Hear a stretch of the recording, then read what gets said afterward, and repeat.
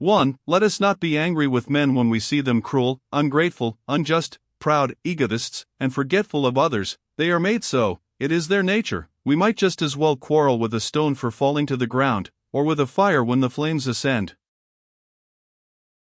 2. In one sense, men are not fickle, or only in trifles. They change their habits, language, outward appearance, their rules of propriety, and sometimes their taste, but they always preserve their bad morals, and adhere tenaciously to what is ill and to their indifference for virtue.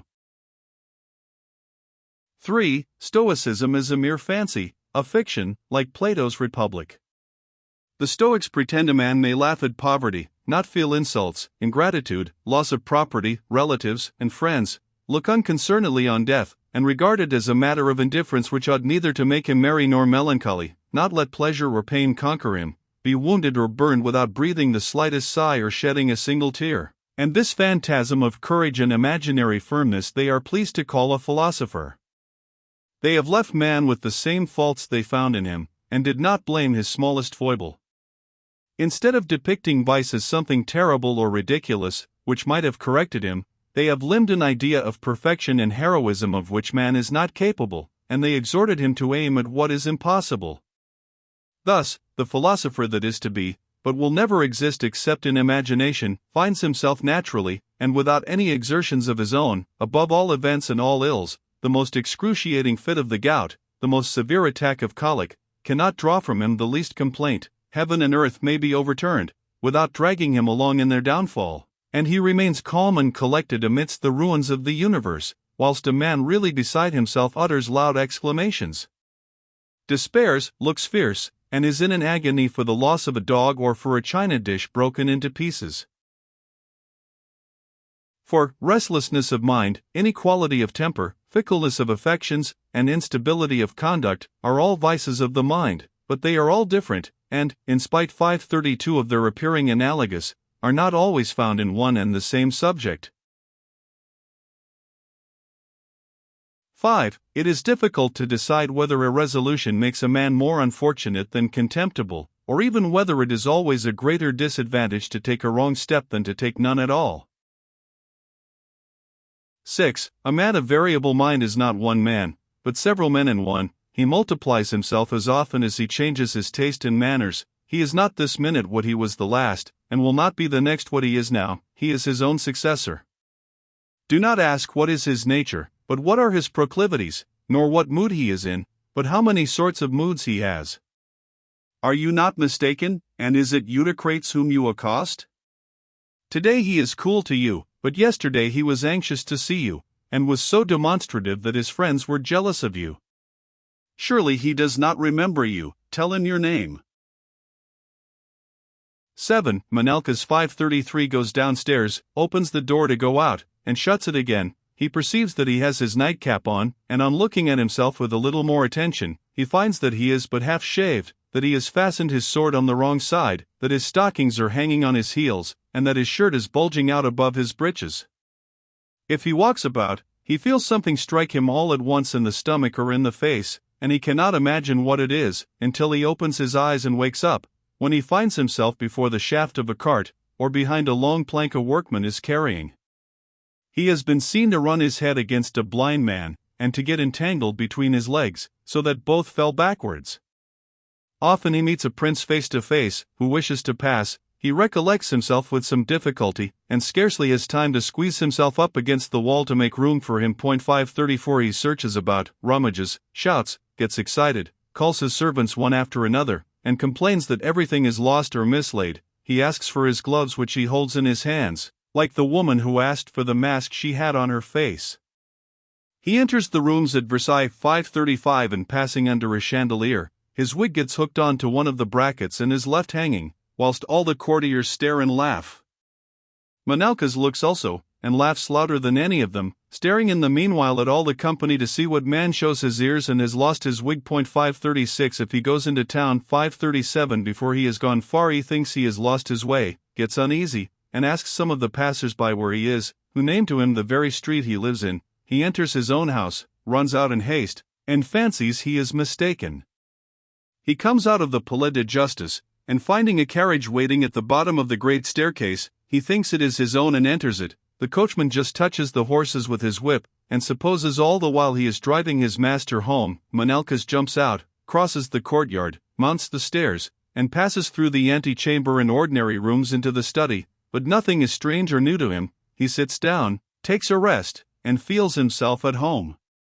When the real master of the house arrives, he rises to receive him, treats him very politely, begs him to be seated, and believes he is doing the honors of his own room. He talks, muses, and talks again. The master of the house is tired and amazed, and Menalcas as much as he, though he does not say what he thinks, but supposes the other is some bore who has nothing to do, and will leave soon, at least he hopes so, and remains patient. Yet it is almost night before he is undeceived, and that with some difficulty. Another time he pays a visit to a lady, and imagines that she is visiting him. He sits down in her armchair 538 without any thought of giving it up. It then seems to him that the lady is somewhat long in her visit, and he expects every moment that she will rise and leave him at liberty. But as she delays, he is growing hungry, and night coming on, he invites her to have some supper with him, at which she bursts out in such loud laughter that he comes to himself. He marries in the morning, but has forgotten it at night, and does not sleep at home on his wedding night. Some time afterwards his wife dies in his arms, and he is present at her funeral. The next day one of the servants informs him that dinner is on the table. When he asks if his wife is already dressed and if they have told her, it is served up. He enters a church, and takes a blind man, always stationed at the door, for a pillar, and the plate he holds in his hands for a holy water basin, into which he dips his hands, and when he makes the sign of the cross on his forehead, he, on a sudden, hears the pillar speak and beg for alms. He walks through the aisle, and fancying he sees a praying chair, throws himself heavily on it. The chair bends, gives way, and strives to cry out. 539 Menalcas is surprised to find himself kneeling on the legs of a very little man, and leaning on his back, with both his arms on his shoulders, his folded hands extended. Taking him by the nose and stopping his mouth, he is quite confused, withdraws, and goes and kneels elsewhere. He takes out his prayer book as he thinks, but he pulls out a slipper instead, which he had inadvertently put into his pocket before he went out. He has hardly left the church when a footman runs after him, comes up to him, and asks him, with a laugh, if he has not got the bishop's slipper. Menalcas produces his, and assures him that he has no other slippers about him, but, however, after searching he finds the slipper of his lordship, whom he has just been visiting, had found indisposed at his fireside, and whose slipper he had pocketed before he took his leave. Instead of one of his gloves he had dropped, so that Menalcas returns home with one slipper less. One day whilst gambling he lost all the money he had about him, and, as he wished to continue, he went into his private room, unlocked a cupboard, took out his cash box, helped himself to whatever he pleased, and then thought he put it back again in its former place. But he heard some barking going on in the cupboard he just locked, and, quite astonished at this marvelous occurrence, he opened it again, and burst out laughing on beholding his dog he had locked up instead of his cash box. Whilst he is playing backgammon he asks for something to drink, which is brought him. It is his turn to play, and, holding the box in one hand and the glass in the other, and being very thirsty, he gulps down the dice and almost the box, whilst the water is thrown on the board, and quite wets the person he is playing with. One day being in a room with a family with whom he was very intimate, he spits on the bed, and throws his hat on the ground, thinking he is spitting on the floor and shying his hat on the bed. Once on the river he asked what o'clock it was. They hand him a watch, but it is scarcely in his hands when he forgets both the time and the watch, and throws the latter into the river as a thing which bothers him. He writes a long letter, throws some sand on his paper, 540, and then pours the sand into the inkstand. But that is not all. He writes a second letter, and after having sealed both, he makes a mistake in addressing them. One of them is sent to a duke and peer of the realm, who, on opening it, reads, "Mr. Oliver, pray don't fail to send me my provision of hay as soon as you receive this letter." His farmer receives the other letter, opens it, has it read to him, and finds in it, "My lord, I receive with the utmost submission the orders which it has pleased your highness," and so on. He writes another letter at night, and after sealing it, puts out the light, yet is surprised to be on a sudden in the dark, and is at a loss to conceive how it has happened. Coming down the Louvre staircase, Menalcas meets another person coming up, and exclaims that the latter is the very man he is looking for. He takes him by the hand, and they go downstairs together, cross several courtyards, enter some apartments, and come out again. He moves about, and returns whence he started, Then, looking more narrowly at the man he has thus been dragging after him for a quarter of an hour, he wonders who it is, has nothing to say to him, lets go his hand, and turns another way. He often asks a question, and is almost out of sight before it is possible to answer him, or else he will ask you, whilst he is running about, how your father is, and when you answer him that he is seriously unwell, he will shout to you that he is very glad to hear it. Another time, if you fall in his way, he is delighted to meet you, and says he has just come from your house to talk to you on a certain matter of business. Then, looking at your hand, he exclaims, "That's a fine ruby you wear. Is it a Balas ruby, 541?" And then he leaves you, and goes on his way. This is the important matter of business he was so anxious to talk to you about. If he is in the country, he tells some person he must feel happy he has been able to leave the court in the autumn and to have spent on his estate all the time the court was at Fontainebleau, 542, whilst to other people he talks about something else. Then, going back to the first, he says to him, "You have had some very fine weather at Fontainebleau, and you must have followed the royal hunt pretty often." He begins a story which he forgets to finish. He laughs to himself, and that aloud, at something he is thinking of, and replies to his own thoughts. He hums a tune, whistles, throws himself into a chair, sends forth a pitiful whine, yawns, and thinks himself alone. When he is at a dinner party, he gradually gathers all the bread on his own plate, and his neighbors have none, and he does the same with the knives and forks, which do not remain long in their hands. Lately some large spoons, convenient for helping everyone, have been introduced at certain tables. He takes one of these spoons, plunges it into the dish, fills it, puts it into his mouth, and is highly astonished to see the soup he has just taken all over his clothes and linen. He forgets to drink at dinner, or, if he remembers it, thinks there is too much wine poured out for him. He flings more than half of it in the face of a gentleman seated at his right hand, drinks the rest with a great deal of composure, and cannot understand why everybody should burst out laughing for throwing on the floor the wine he did not wish to drink. 543 He keeps his bed a day or two for a slight indisposition, and a goodly number of ladies and gentlemen visit him, and converse with him. In the Ruelle, 544 in their presence he lifts up the blankets and spits in the sheets. He is taken to the convent of the Carthusians, where they show him a gallery adorned with paintings, all executed by the hand of a master. 545 The monk who explains the subjects persistently expatiates on the life of Saint Bruno, and points out the adventure with the canon in one of the pictures. 546 Manalcas, whose thoughts are all the while wandering away from the gallery, and far beyond it, returns to it at last, and asks the monk whether it is the canon or Saint Bruno who is damned. Being once, as it happened, with a young widow, he talks to her of her deceased husband, and asks of what he died. This conversation renews all the sorrows of the lady, who, amidst tears and sobs, tells him all the particulars of her late husband's illness, from the night he first was attacked by fever to his final agony, whereupon Manalcas, who apparently listens to her narrative with great attention, asks her if the deceased was her only husband. One morning he gets it into his head to hurry on everything for dinner, but he rises before the dessert is brought on, and leaves his guests by themselves. That day he is sure to be seen everywhere in town except on the spot where he has made an appointment about the very business which prevented him finishing his dinner, and made him walk, for fear it would take too long a time to get the horses and carriage ready. You may frequently hear him shout, scold, and get in a rage about one of his servants being out of the way. "Where can that man be?" says he. "What can he be doing? What has become of him? Let him never more present himself before me. I discharge him this very minute." The servant makes his appearance, and he asks him, in a contemptuous tone, where he comes from. The man replies he has been where he was sent to, and gives a faithful account of his errand. You would often take Manalcas for what he is not, for an idiot, for he does not listen, and speaks still less, for a madman, because he talks to himself, and indulges in certain grimaces and involuntary motions of the head, for proud and discourteous, because when you bow to him, he may pass without looking at you, or look at you and not return your bow, for a man without any feeling, for he talks of bankruptcy in a family where there is such a blot, of executions and the scaffold before a person whose father has been beheaded, of plebeians before plebeians who have become rich and pretend to be of noble birth.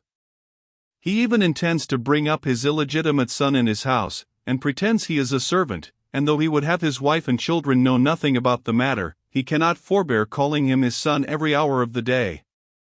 He resolves to let his son marry the daughter of some man of business, yet he now and then boasts of his birth and ancestors, and that no Manalcas has ever made a misalliance. In short, he seems to be absent-minded, and to pay no attention to the conversation going on. He thinks and speaks at the same time, but what he says is seldom about what he thinks, so that there is hardly any coherence and sequence in his talk. He often says yes when he should say no, and when he says no, you must suppose he would say yes. When he answers you so pertinently, his eyes are fixed on your countenance, but it does not follow that he sees you. He looks neither at you nor at anyone, nor at anything in the world. All that you can draw from him, even when he is most sociable and most attentive, are some such words as these: yes, indeed, it is true, very well, really, indeed, I believe so, certainly, oh heaven, and some other monosyllables, even not always used on the right occasions. He never is with those with whom he appears to be. He calls his footman very seriously sir, and his friend La Verger, 547, says your reverence to a prince of the royal blood, and your highness to a Jesuit. When he is at mass, and the priest sneezes, he cries out aloud, God bless you. He is in the company of a magistrate of serious disposition, and venerable by his age and dignity, who asks him whether a certain event happened in such and such a way, and Manalcas replies, yes, miss.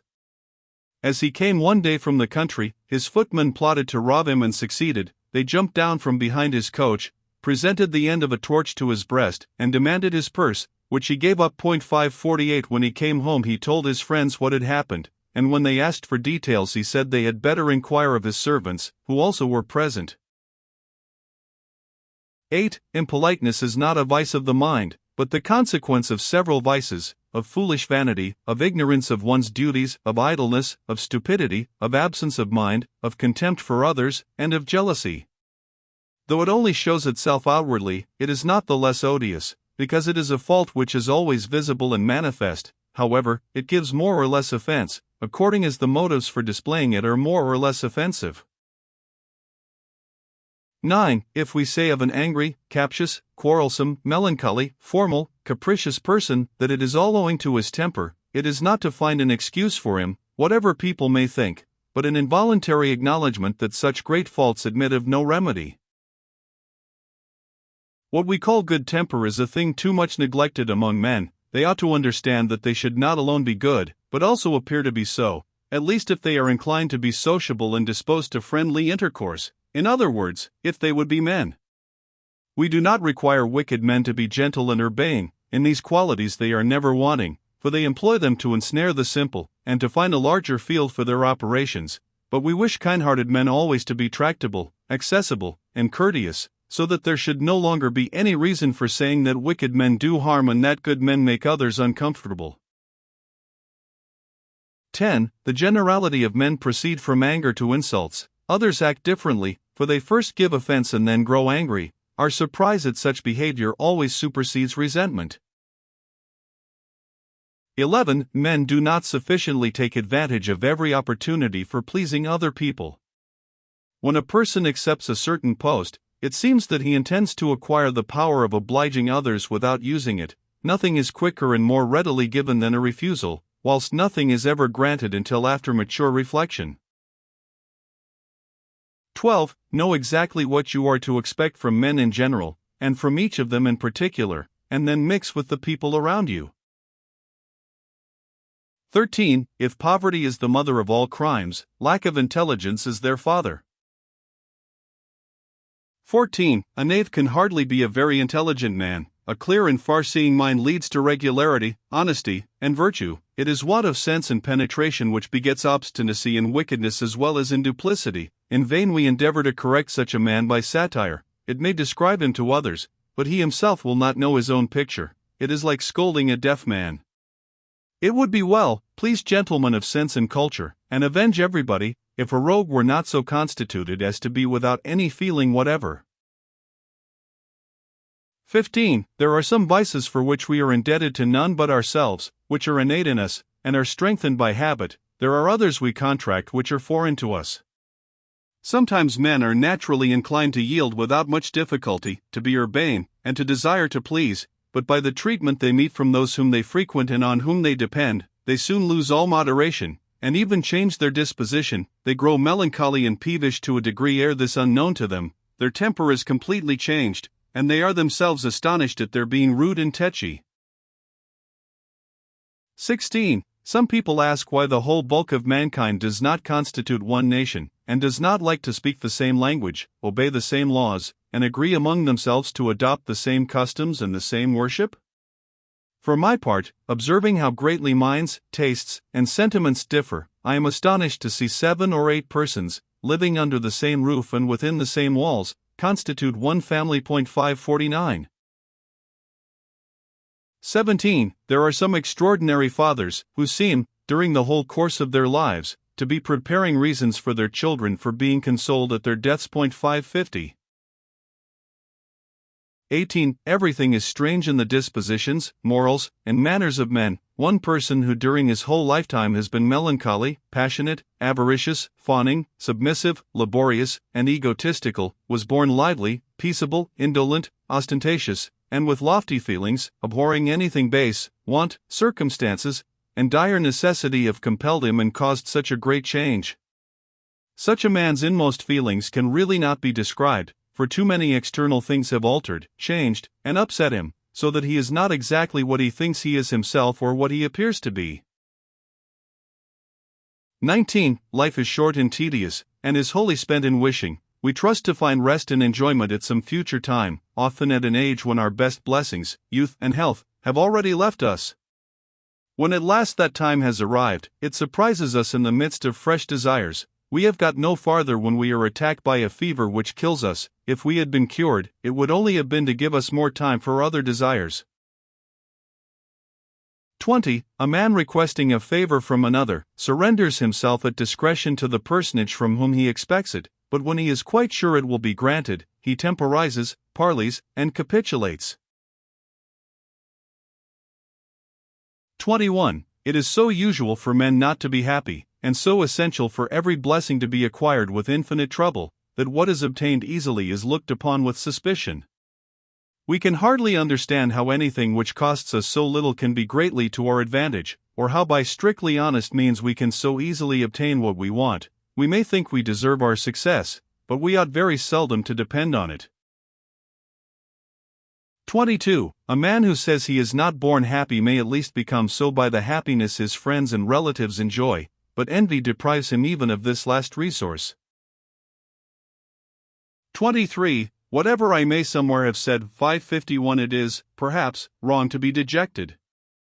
Men seem born to misfortune, pain, and poverty, and as few escape this, and as every kind of calamity seems to befall them, they ought to be prepared for every misfortune. 24. Men find it so very difficult to make business arrangements, they are so very touchy where their smallest interests are concerned, they are so bristling over with difficulties, so willing to deceive and so unwilling to be deceived, they place so high a value on what belongs to themselves, and are so apt to undervalue what belongs to others, that I admit I cannot understand how and in what way marriages, contracts, acquisitions, conventions, truces, treaties, and alliances are brought about. 25. Among some people arrogance supplies the place of grandeur, inhumanity of decision, and roguery of intelligence. Knaves easily believe others as bad as themselves. There is no deceiving them, neither do they long deceive. I would rather at any time be considered a fool than a rogue. We never deceive people to benefit them, for knavery is a compound of wickedness and falsehood. 26. If there were not so many dupes in this world, there would be fewer of those men called shrewd or sharp, who are honored for having been artful enough in deceiving others during the whole course of their lives, and are proud of having done so. Why should you expect Herophilus not to presume on himself and his shrewdness, whose breach of faith, bad actions, and roguery, instead of doing him any harm, have procured him favors and rewards, even from those whom he has either never served or to whom he has done an ill turn? 27. We hear nothing in the squares and in the streets of great cities, and out of the mouths of the passers-by, but such words as writs, executions, interrogatories, bonds, and pleadings. Is there not the smallest equity more left in this world? Or is it, on the contrary, full of people who coolly ask for what is not due to them, or who distinctly refuse to pay what they owe? The invention of legal documents to remind men of what they promised, and to convince them that they did so, is a shame to humanity. If you suppress passion, interest, and injustice, how quiet would the greatest cities be? The necessities of life, and the means of satisfying them, are the cause of nearly half the difficulties.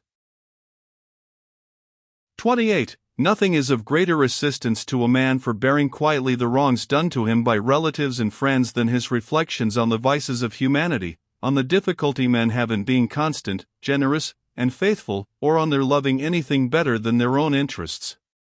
He knows the extent of their power, and does not require them to penetrate solid bodies, to fly in the air, or to give everyone his due. He may dislike mankind in general for having no greater respect for virtue, but he finds excuses for individuals, and even loves them from higher motives, whilst he does his best to require himself as little indulgence as possible.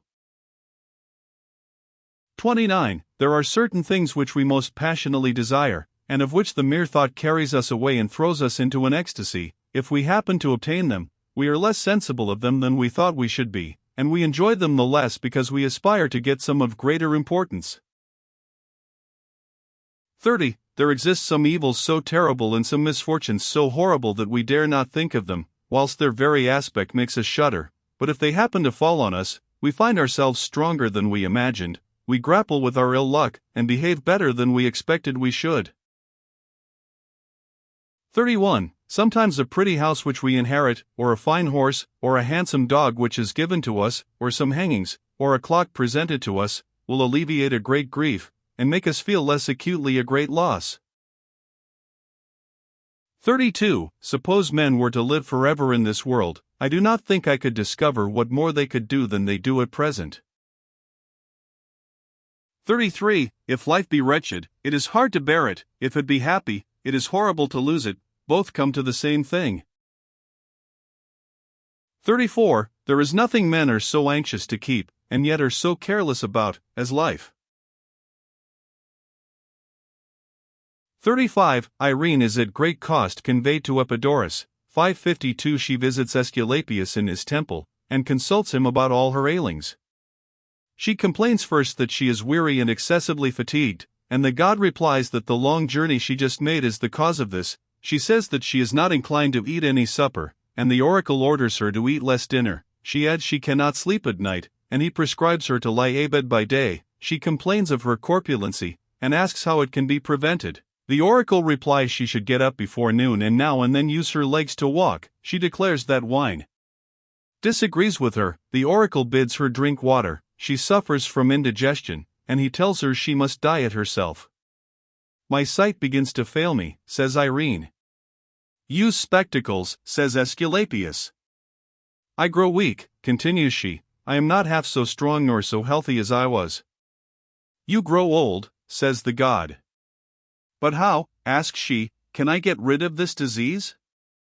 The shortest way to cure it, Irene, is to die, as your mother and grandmother have done. Son of Apollo, exclaimed Irene, is this all the advice you give me?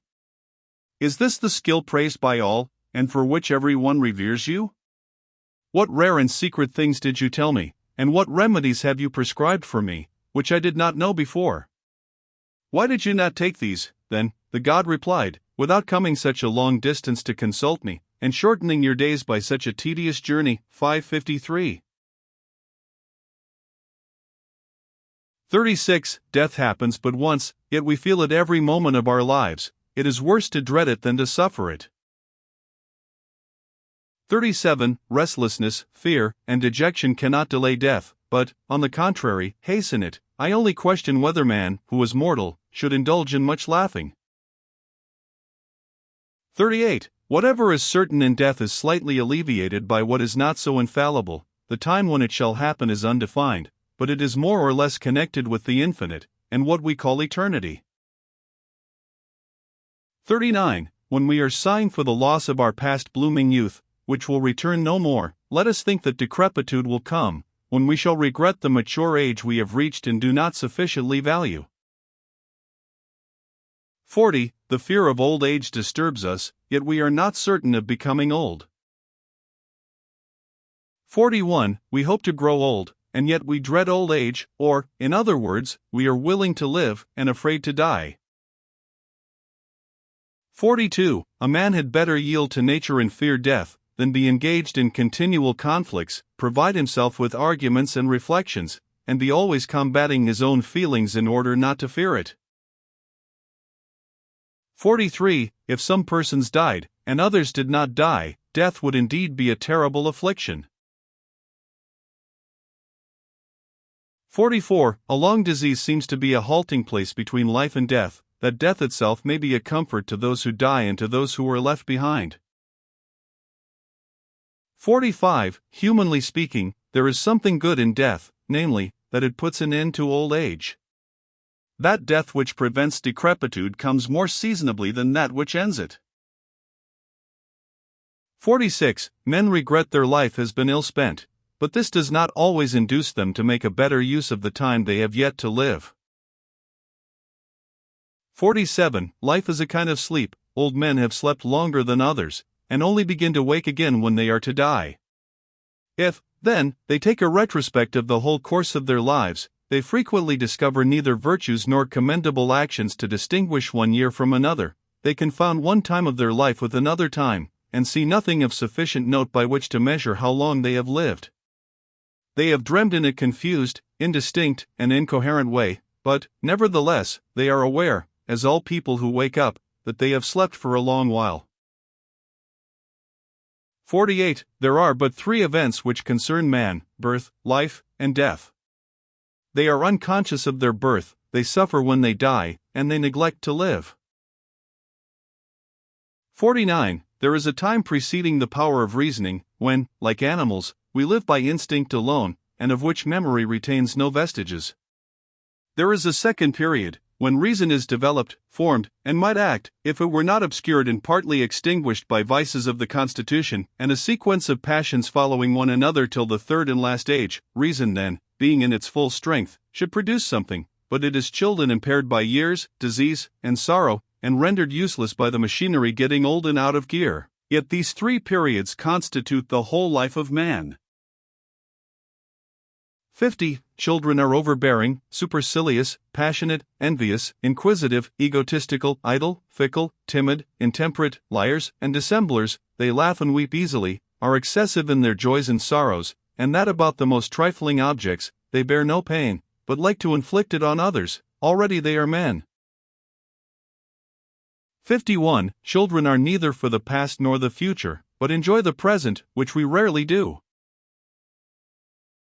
52. There seems to be but one character in childhood. At that age morals and manners are nearly all the same, and it is only by paying great attention that we can perceive any difference, which, however, increases in the same proportion as reason does, whilst the passions and vices gather strength as well. These alone make men so unlike each other and so at variance with themselves.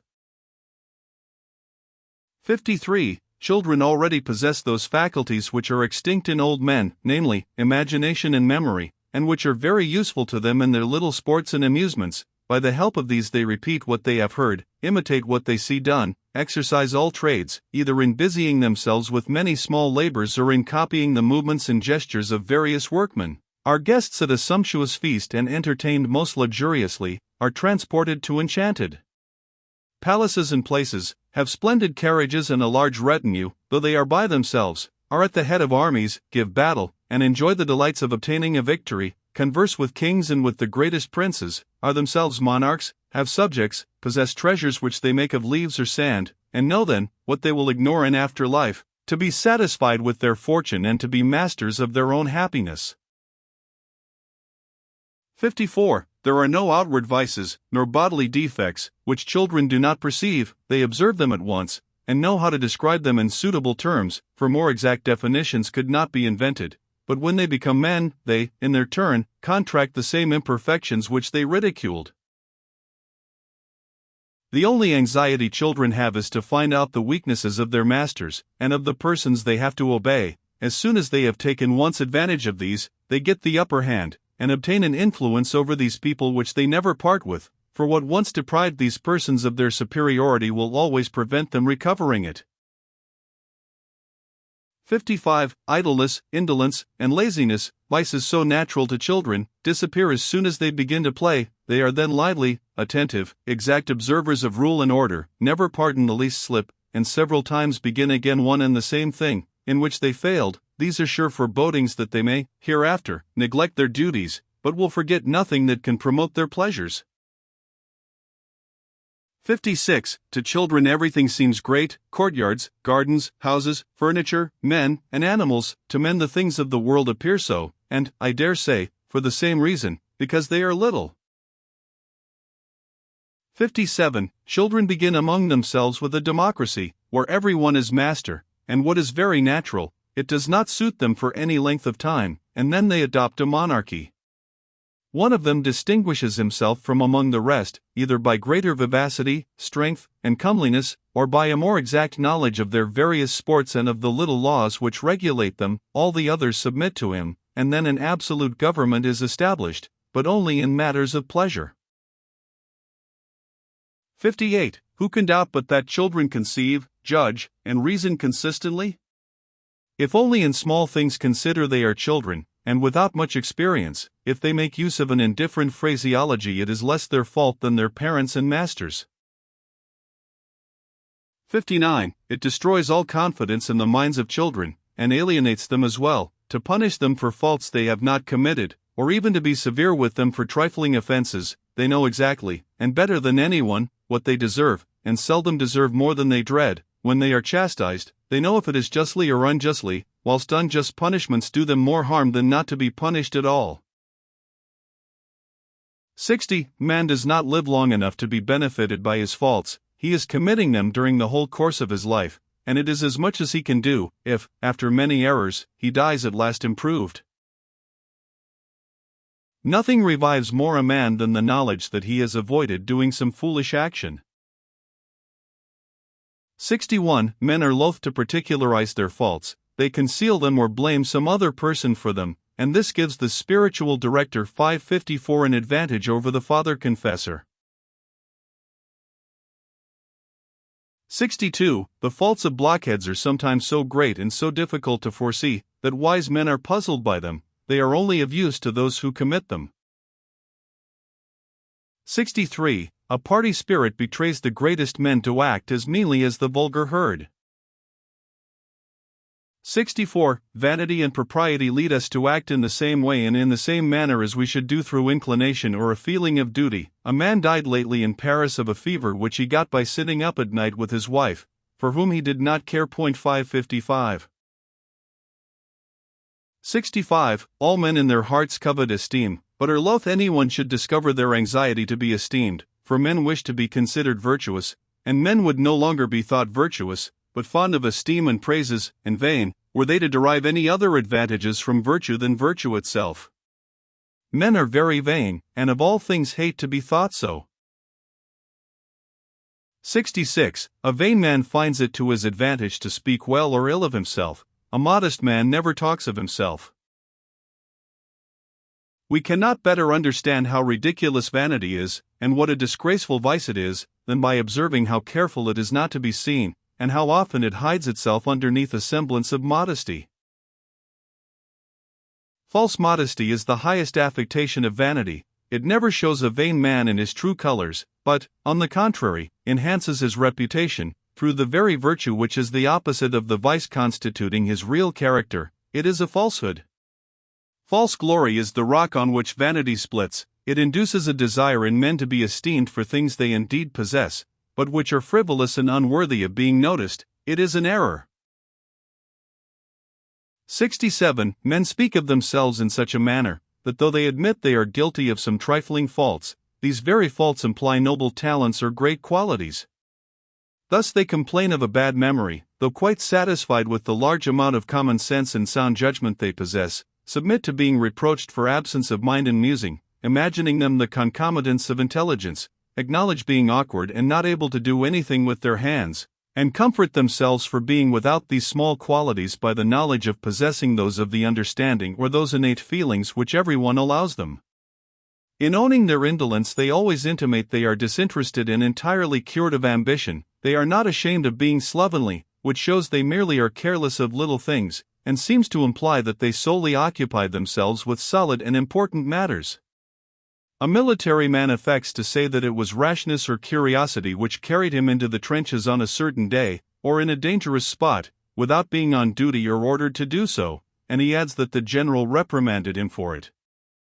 Thus a man possessing brains or a solid genius and an innate circumspection which other men endeavor in vain to acquire, a man who has strengthened his mind by a long experience, to whom the number, weight, variety, difficulty, and importance of affairs merely procure some occupation without embarrassing him, who, by his extensive knowledge and penetration masters all events, who does not consult all the remarks ever written on the art of governments and politics, but is, perhaps, one of those sublime minds created to sway others, and from whose example those rules were first made, who is diverted, by the great things he does, from those pleasant and agreeable things he might read, and who, on the contrary, loses nothing by recapitulating and turning over, as it were, his own life and actions. A man, so constituted, may easily, and without compromising himself, admit that he knows nothing of books and never reads. 556. 68. Men intend sometimes to conceal their imperfections, or attenuate the opinion of others about them, by frankly acknowledging them. I am very ignorant, says some man who knows nothing. I am getting old, says a second above 60. I am far from rich, says a third who was wretchedly poor. 69. There is either no such thing as modesty, or it is mistaken for something quite different, if we think it to be an inward sentiment, debasing man in his own eyes, and which is a supernatural virtue we call humility. Man naturally thinks of himself with pride and conceit, and thinks thus of no one but himself. Modesty only aims at modifying this disposition so that no one shall suffer by it. It is an external virtue, which commands our looks, gait, words, tone of voice, and obliges a man ostensibly to act with others as if in reality he did not despise them. 70. There are many people in this world who inwardly and habitually draw a comparison between themselves and others, always give a decision in favor of their own merits, and behave accordingly. 71. You say, men must be modest, that is what all intelligent men desire, but then people tyrannize over those who yield through modesty, and should not crush them when they give way. Again some say, people should be quiet in their dress. Intelligent men do not wish for anything else, but the world requires ornaments, and we comply with its demands. It runs eagerly after superfluities, and we display them. Some people value others only for the fine linen or the rich silks they wear, and we do not always refuse to purchase esteem, even on those terms.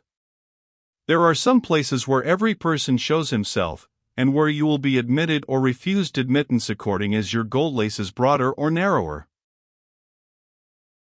72. Vanity, and the high value we set upon ourselves, makes us imagine that others treat us very haughtily, which is sometimes true and often false. A modest man is not so susceptible.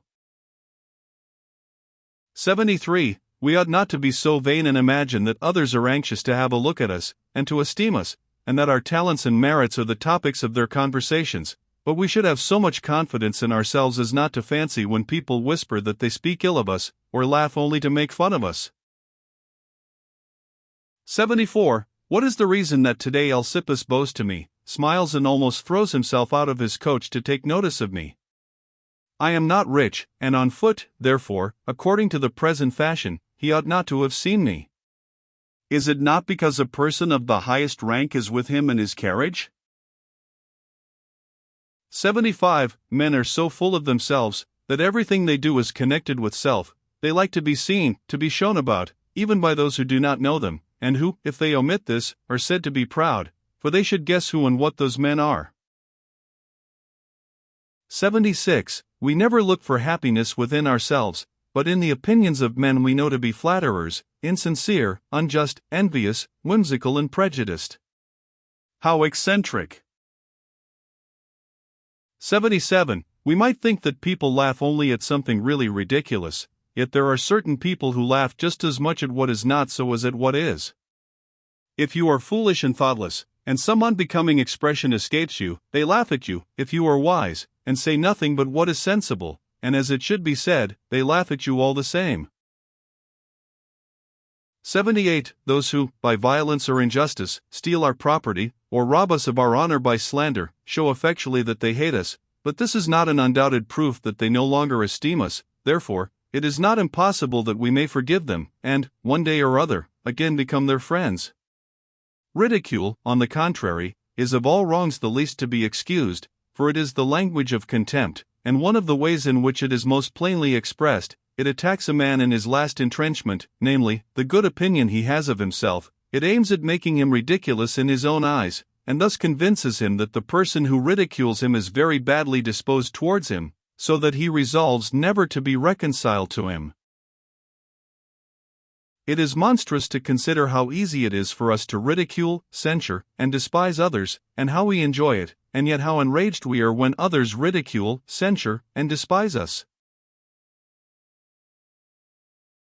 79. Health and wealth prevent men from experiencing misfortunes, and thus make them callous to their suffering fellow creatures, whilst they who already are burdened by their own miseries feel most tenderly those of others. 80. In well-constituted minds 557 festivals, spectacles, and music bring more vividly before us, and make us feel the more the misfortunes of our relatives or friends. 81. A great mind is above insults, injustice, grief, and raillery, and would be invulnerable were it not open to compassion. 82. We feel somewhat ashamed of being happy at the sight of certain miseries. 83. Men have a very quick perception of their smallest advantages and are as backward in discovering their faults. They never ignore they have fine eyebrows and well-shaped nails, but scarcely know they have lost an eye, and not at all when they are wanting in understanding. Argira pulls off her glove to show her fine hand, and does not forget to let us have a peep of her little shoe, which makes us think she has a small foot. She laughs at serious as well as at funny observations to show her fine teeth. If she does not hide her ears, it is because they are well shaped, and if she does not dance, it is because she is not too well satisfied with her waist, which is not very slender. She knows perfectly well what she is about. With the exception of one thing, she is always talking, and has not one grain of sense. 84. Men do not value very highly the affections of the heart, but idolize the gifts of body and mind. A person who, in speaking of himself, would coolly say that he is good, constant, faithful, sincere, just, and grateful, does not imagine he offends against modesty, but he would not venture to say that he is sprightly, or that he has fine teeth or a soft skin. That would be rather too much of a good thing. It cannot be denied that men admire two virtues, courage and liberality, because they highly value two things which these virtues cause us to neglect, namely, life and money, yet no one boasts that he is courageous or liberal. No one in speaking of himself will say, especially without any foundation, that he is handsome, generous, eminent, for men value those qualities too highly, and so they are satisfied with thinking they possess them. 85. Whatever similarity is apparent between jealousy and emulation, they differ as much as vice and virtue. Jealousy and emulation have the same object, which is the prosperity or merit of another, but with this difference, that the latter is a voluntary sentiment, as courageous as sincere, which fertilizes the mind and induces it to take advantage of great examples, so that it not seldom excels what it admires, whilst the first, on the contrary, is violent in its action, and, as it were, a forced acknowledgement of a merit it does not possess. It goes so far as even to deny merit whenever it exists. Or, if it is compelled to admit its existence, refuses to commend it, and envies the reward it receives. Jealousy is a barren passion, which leaves a man in the same state it finds him, fills him with high ideas of himself and of his reputation, causes him to become callous and insensible to the actions and labors of others, and inspires him with astonishment on perceiving in this world other talents than his own, or other men with the same talents on which he prides himself. This disgraceful vice, which by its very excess always turns to vanity and presumption, does not so much persuade the person infected with it that he has more intelligence and merit than others, as that he alone is intelligent and praiseworthy. Emulation and jealousy are always found in persons practicing the same art, possessing the same talents, and filling the same positions. The meanest artisans are most subject to jealousy. Those persons who follow the liberal arts or literature, as artists, musicians, orators, poets, and all who pretend to write ought not to be capable of anything but emulation. Jealousy is never free from some sort of envy, and these two passions are often taken for one another. But this is wrong. Envy may sometimes exist without jealousy, as, for example, when a position very superior to our own, a large fortune, royal favor, or a secretaryship of state have caused it. Envy and hatred are always united, and fortify each other in one and the same person. They can only be distinguished from one another in this, that the latter aims at the individual, the former at his position and condition in life. An intelligent man is not jealous of a cutler who has made a first-rate sword, nor of a sculptor who has just finished a fine piece of statuary. He knows there are rules and methods in those arts beyond his ken, that tools have to be handled with which he is unacquainted, and of whose very names and shapes he is ignorant. It is sufficient for him to be aware that he has never served an apprenticeship to such a trade, and he consoles himself, therefore, that he has not mastered them. But he may, on the contrary, envy, and even be jealous of a minister of state, and of those who govern, as if reason and common sense, of which he has a share as well as they have, are the only things required for ruling a nation and for the administration of public affairs, and as if they could take the place of regulations, directions, and experience. 86. We meet with few utterly dull and stupid men, but with fewer sublime and transcendental ones. The generality of mankind hovers between these two extremes. The gap is filled by a great number of men of ordinary talents, but who are very useful and serviceable to the state, and efficient as well as agreeable, as, for example, in commerce, finances, during war, in navigation, arts, trades, in the possession of a good memory, in gambling, 558 in society, and in conversation.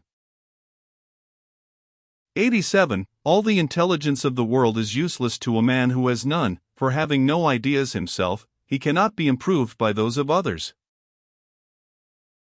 88. To feel the want of reasoning faculties is the next thing to possessing them. A madman cannot have this sensation.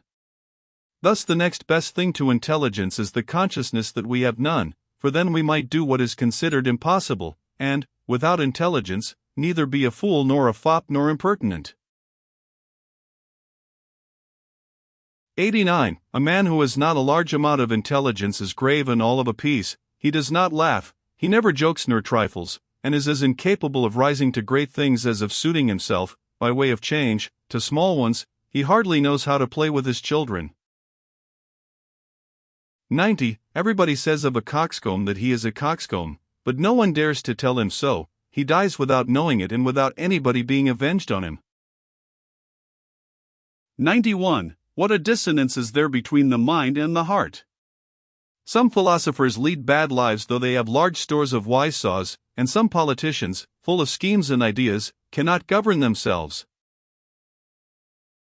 92. The mind wears out like other things. Sciences are its aliment, they nourish it and wear it out. 93. Men of inferior rank are sometimes burdened with 1,000 useless virtues, but they have no opportunities of making use of them. 94. We meet with some men who bear with ease the weight of the royal favor and of power, who get accustomed to their grandeur, and remain steady though they occupy the highest posts. On the contrary, those men whom fortune, without any choice or discrimination, has almost blindly overwhelmed with its blessings, behave insolently and extravagantly. Their looks, their carriage, their tone of voice, and their manner of receiving people show for some time the admiration they have for themselves, as well as for beholding themselves on such an eminence. They become at last so restless that their downfall alone can tame them. 95. A stout and robust fellow, who has a wide chest and a broad pair of shoulders, carries heavy burdens quickly and gracefully, and has still one hand at liberty, while a dwarf would be crushed by half his load. Thus eminent stations make great men yet more great, and little ones less.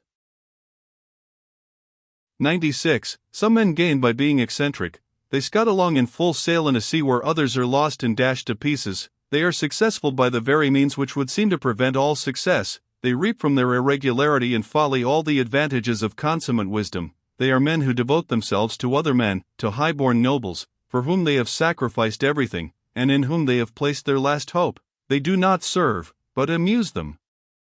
Obsequious men of merit are useful to the great, they are necessary to them, and grow old whilst retailing their witticisms, for which they expect to be rewarded as if they had done some noble deeds. By dint of being funny they obtain posts of great importance, and rise to the highest dignities by continually buffooning, until finally and unexpectedly they find themselves in a position they neither dreaded nor anticipated. Nothing remains of them in this world but an example of their success, which it would be dangerous to imitate. 559.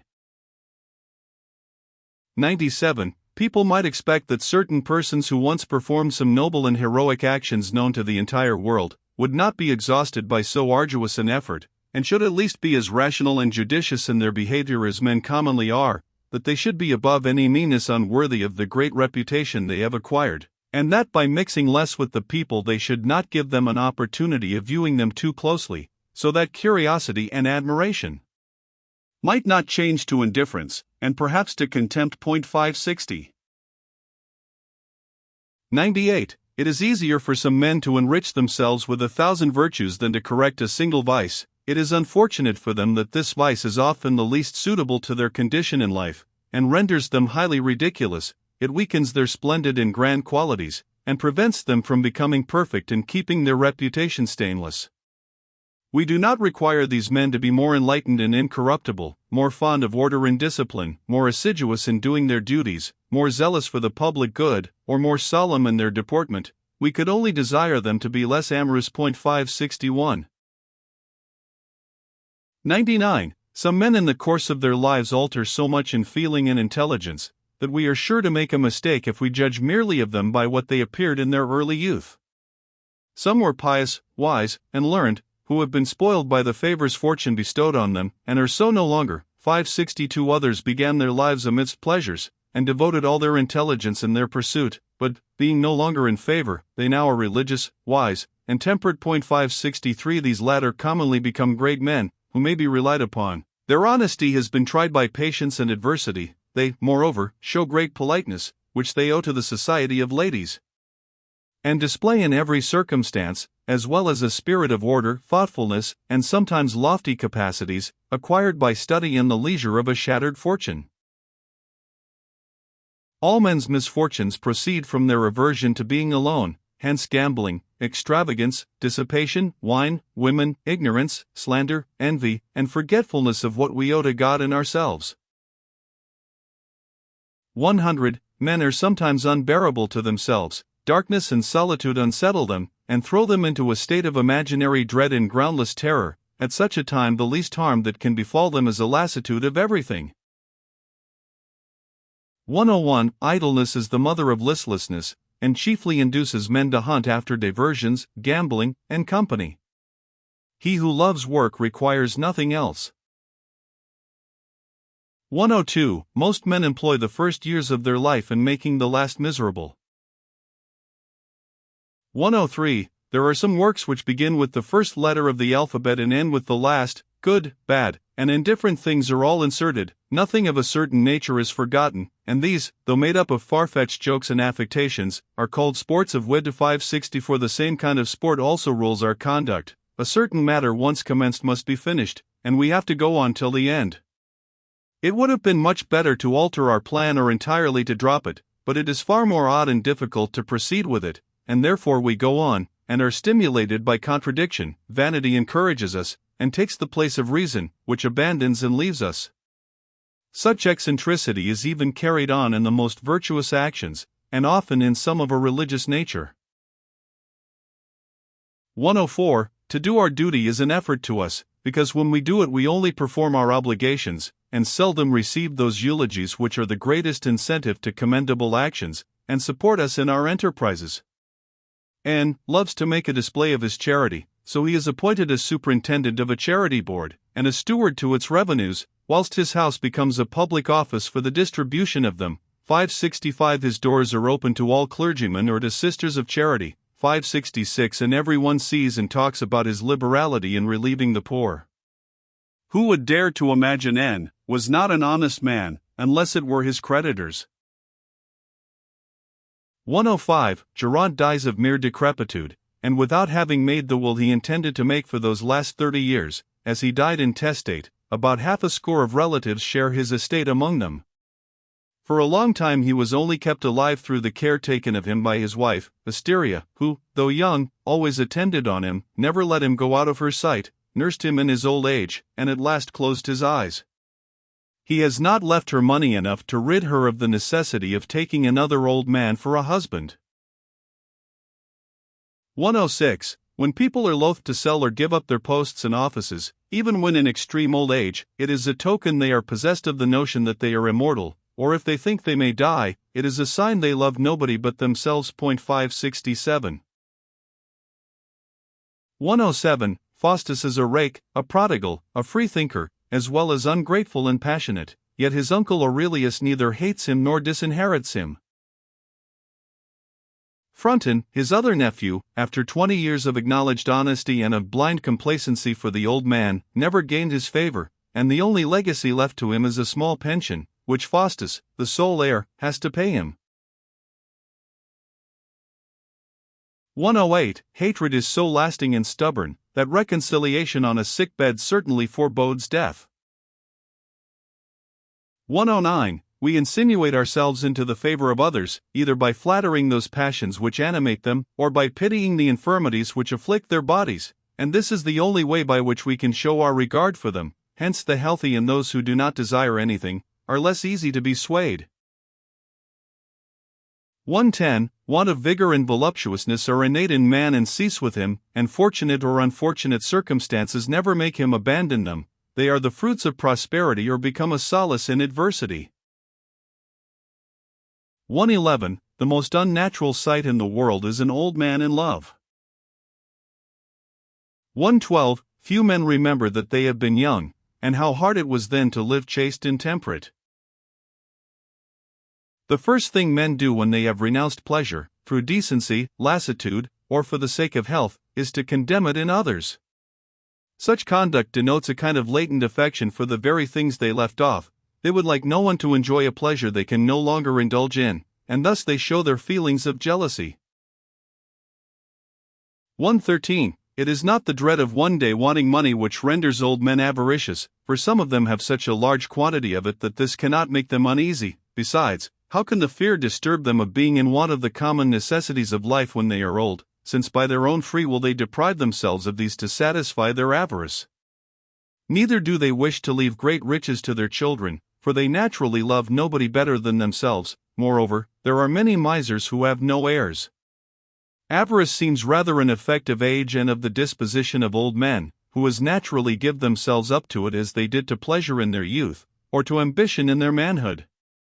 Neither vigor, youth, nor health are needed to become a miser, nor is there any necessity for people hurrying themselves, nor for those who hoard being in the slightest degree active. A man has nothing to do but let the money lie in his coffers, and deny himself everything. This is not very difficult for old people, who must have some passion or other because they are men. 568. 114. There are some people who dwell in wretched houses, have hardly any beds, are badly clad and worse fed, who are exposed to all the severity of the seasons, deprive themselves of the society of their fellow creatures, and live in continual solitude, who grieve for the present, the past, and the future, whose lives are a perpetual penance, and who have thus discovered the secret of going to perdition by the most troublesome way, I mean misers. 115. The remembrance of their youth remains green in the heart of old men. They love the places where they lived, and the persons with whom they then began an acquaintance are dear to them. They still affect certain words in use when they first began to speak. They prefer the ancient style of singing and dancing, and boast of the old fashions in dress, furnishing, and carriages. They cannot bring themselves to disapprove of those things which serve their passions, and are always recalling them. Can anyone imagine these old men would prefer new customs and the latest fashions, which they do not adopt, and from which they have nothing to expect, which young men have invented, and which give them, in their turn, such a great advantage over their elders? 116. An old man who is careless in his dress, or else overdressed, increases his wrinkles, and looks as senile as he really is. 117. An old man is proud, disdainful, and unsociable if he is not very intelligent. 118. A courtier of a ripe old age, who is a sensible man and has a good memory, is an inestimable treasure. He is full of anecdotes and maxims. He knows a good many curious circumstances of the history of the age, which are never met with in books, and from him we may learn such rules for our conduct and manners which can be depended upon, because they are based on experience. 569. 119. Young men can bear solitude better than old people, because their passions occupy their thoughts.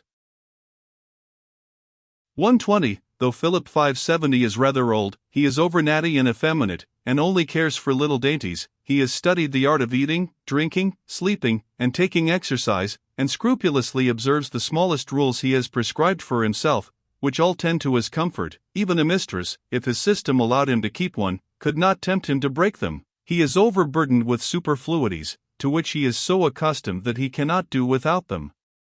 He thus increases and strengthens the ties which bind him to life, and employs the remainder of it in making its loss more grievous. Was he not already sufficiently afraid of dying?